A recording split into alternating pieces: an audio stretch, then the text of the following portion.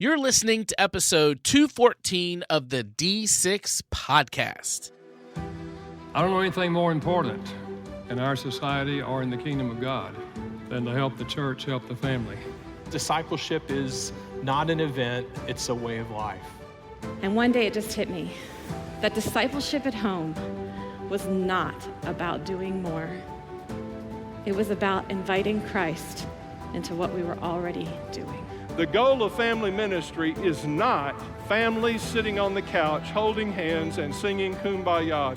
The ultimate goal is families that love God, love people, and make disciples of all peoples. So that's why you're here. You're here to say 1 hour a week, as significant and as awesome as it is, we know that it's not enough and we want to be intentional with every hour. You're listening to the D6 podcast. Here's your hosts, Ron Hunter and Jeremy Lee. This is the family ministry podcast that helps you connect church and home. And listen, we always want to send public service announcements when there are family-based holidays, and we have Father's Day coming up. And on behalf of all the dads out there, this is our day. That's right. And we want to celebrate. I mean, circle it on the calendar. Make sure you don't miss Father's Day. Now, I remember last year we talked about this, and I told you about my Father's Day tradition of taking a nap. Yes. But now that my kids are older, I have more nap time availability. So it's not as important on Sunday afternoon on Father's Day. No, it's not as important. So now I'm focused on having a really, really good meal on Father's Day. That's cool. What is your focus on how to get spoiled on Father's Day? Oh, man. Are you a present guy? Do you like presents, or I'm not. Do you just want extra time out in your shop to build things? That's having time in my shop would be absolutely perfect, and maybe some dark chocolates. On a recent holiday, my wife gave me these like dark chocolates with bacon.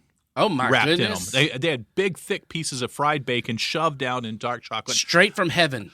You think, hey, that's weird. No, it is so tasty. And I reciprocated with a wonderful set of cookies and chocolates and such with her, and we enjoyed that. So maybe, if my wife is listening, something else like that. But yeah, time in the shop's wonderful. What's your goal this year?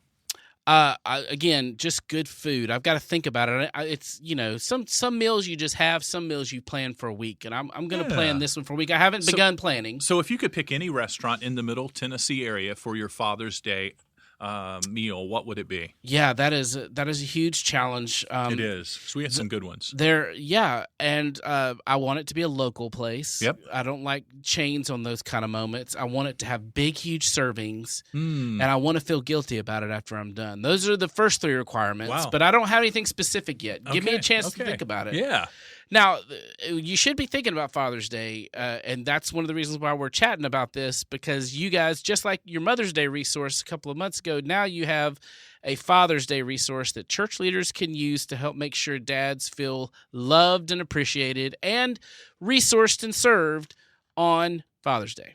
That's right. So if you have dads in your church, unfortunately, like we picked on millennials recently, they've earned a label or a stereotype. So have dads. They're not really avid readers by and large. So we have a very small booklet, not a book. You could literally thumb through it in one setting, and it is a set of quotes encouraging and inspiring dads and educating dad along the way. Just a reminder of the importance of that relationship as the dad to his kids. Mm-hmm. And you can buy those in bulk for, an unbelievable price. And you've got just enough time. We're 2 weeks away from Father's Day, roughly, give or take when you're listening to this, and get those to your dads. You can get them at d6family.com. And in just a few moments, you're going to get a lot of great wisdom from our friend Michayla White, great leader who is just got a ton to offer. And David Jones from our team will be interviewing her. Thank you, David. After the break, we'll hear from Michayla White.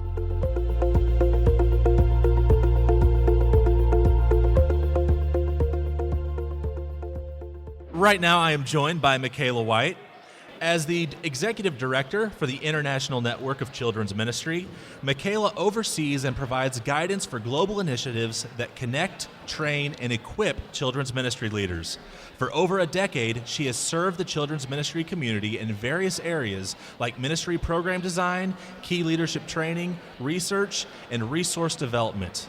Michayla, thank you for joining us today. Well, thank you so much for having me. It's an honor. So, with all the work that you do in children's ministry, it seems pretty obvious that we're going to talk about children's ministry today. Probably. But we're not. We're talking about millennials. It's true. We're going to spend the next 20 minutes just trashing and stereotyping millennials and talking bad about them, if that's cool with you. I think I got into the wrong podcast. Yeah, probably so. No, we're actually talking about ministering to millennial parents, something that's kind of personal to me because I am a millennial parent, a new parent. Our culture so often stereotypes millennials as lazy, hipsters, all about self-interest, people that prefer avocado toast over responsibility. But I've heard you point out that the oldest millennials are actually nearing 40. When I read that, I was like, wow, that's crazy. And then it hit me, I'm a millennial that's getting a little closer to 40 than I thought. So yeah, it makes a little bit of sense, even though I don't want to admit it. Rather than just us relying on stereotypes, can you walk us through who millennials really are and where they're at in life? Yeah, sure. Pew Research defines their generational span to be 1981 to 1996.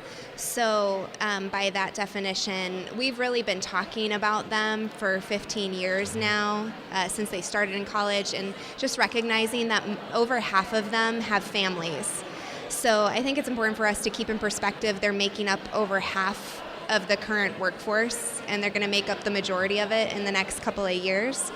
Their parents were boomers, and they're the most diverse generation, most highly educated, digital natives, but I think we really have to focus in on their backstory more as a culture to really understand them. So what were the formative events that they emerged from?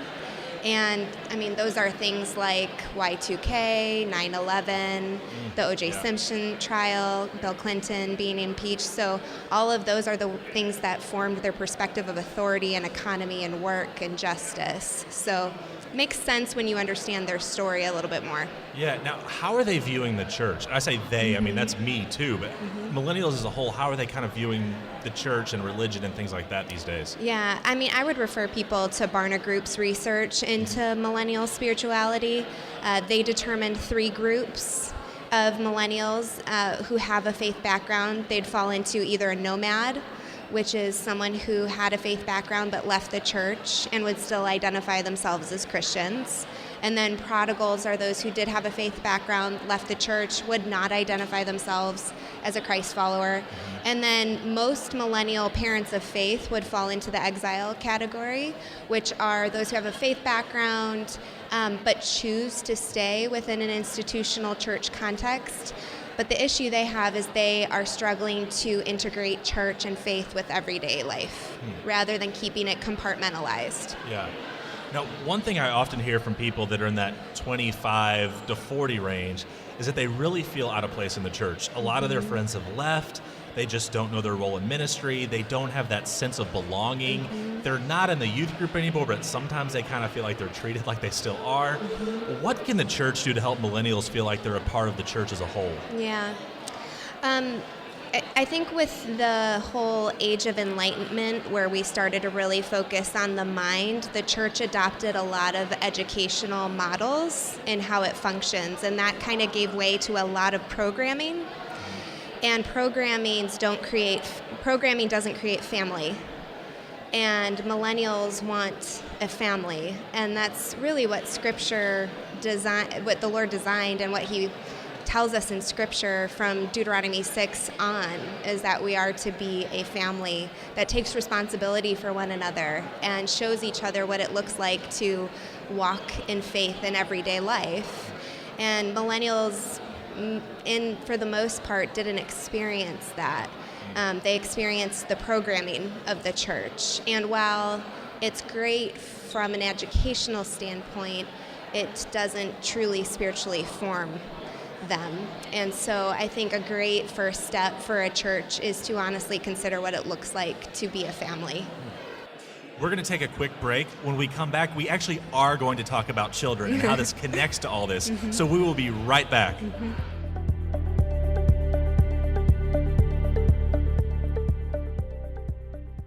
Our team at D6 have put together top family ministry resources that will help you do family ministry well. We call it D6 Plus, an online monthly subscription for every age and stage of ministry. Adult, youth, and children's leaders can now enjoy ready-to-use family ministry resources and training from the team at D6 Family. What can you expect with D6 Plus? First, you get the D6 Conference year-round, with a media library filled with main stage talks and breakout sessions from every year of the D6 Conference. D6 Plus also provides teacher training videos and emails to help your team excel at family ministry. D6 Plus includes a toolbox of one-page talking sheets to guide families through pain points. D6 Plus also offers sermons and lesson outlines, countdown videos, and creative graphics. In addition to the resources and training provided online, D6 Plus members receive other perks, family ministry books sent directly to you throughout the year for free, plus special VIP benefits at the D6 Conference. D6 Plus, family ministry resources and training to help you and the parents in your church have an excellent family ministry. We are back, and we're talking to Michayla White, and we're talking about ministering to millennials, but I want to get a little more specific and talk about ministering to millennial parents. It's really amazing to think that so many millennials are now parents. Many of us millennials, like myself, who grew up in the 90s and the early 2000s, we were in a church where children's ministry was really non-existent. The youth ministry was more about events and show and smoke machines than discipleship. But coming out of that, what are today's millennials wanting from the church as it relates to their own children?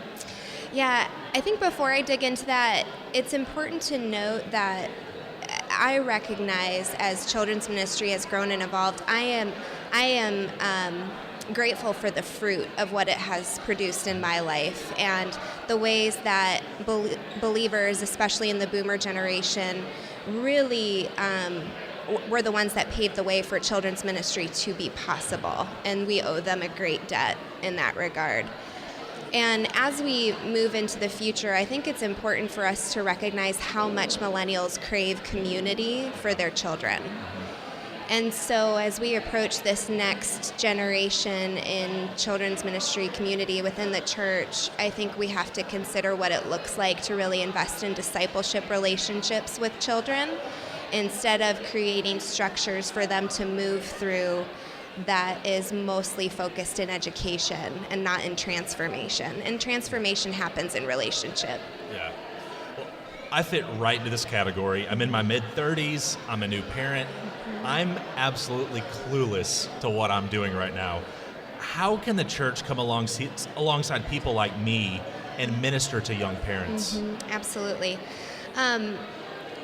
I think there's actually a silver bullet for this, and there is no silver bullet. It's hard work.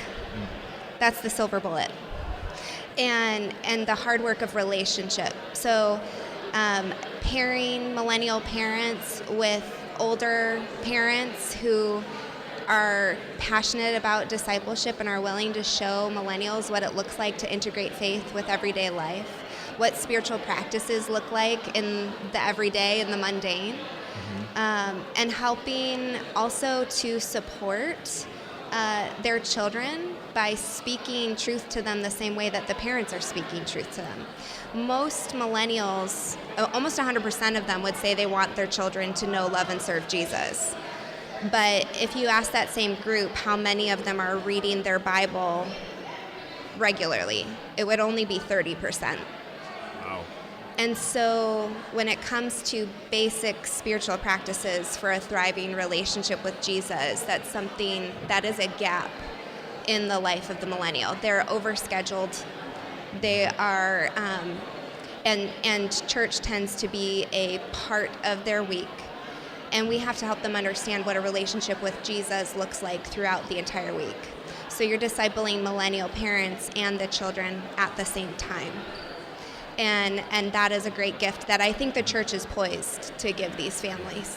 I love that idea because it it carries a thought that we're not doing this alone, that we're not alone in the process. And we're we not were on never an meant island. to. Right, yeah. And we're always learning. Discipleship is happening whether we're being discipled or we're passing it on to our children. I love that idea. It's a comforting thought to know that we're not doing this by ourselves and that community exists. Yeah. I do want to talk to you about the home. Speaking to the millennial parents out there, or any parents at all, how can we make sure that that discipleship is happening in the home and it's not just a church thing? Yeah, absolutely. 3 things. I think you have to consider your pace of life. Busyness is mostly the primary excuse that we will make when it comes to incorporating spiritual practices that help us make space for God in our lives. And so I think we have to, this sounds maybe too practical, but look at the calendar and think through what's getting in the way of this. And also recognize that it's okay for it to be hard to make space for God. Just because it's hard, it doesn't mean it's bad or that it's not genuine. It's a relationship. So just like you have to make space for your wife or make space for your kids, you have to make space for God. And so how do you prioritize that in your calendar out through weeks? So pace is one thing. Just the priorities of your life and what's getting the most of your heart and your time. And then the pedagogies you are allowing to influence the way you think and the way that you operate as a person in this world, recognizing you are being spiritually formed each day. It's either in the way of Jesus or not. And so that's our choice that we have to make every day as Christ followers, is that we are going to be formed in the way of Jesus today. And that means we have to make space for him. And as our kids see us doing that, it's much better for them to learn from us demonstrating what a thriving relationship with Jesus looks like versus just telling them with our words. Yeah. Well, if you're a millennial parent out there like me, I hope you took some notes and take these words to heart from Michayla, because this is stuff that we need. If you are a minister in a church that has millennials, I hope you take this to heart as well and think about how you can actually reach those millennials, how you can disciple them, and how you can let them know they are not alone in discipling their children. Michayla, thank you so much for sharing this with us today. Thank you for having me. I appreciate it.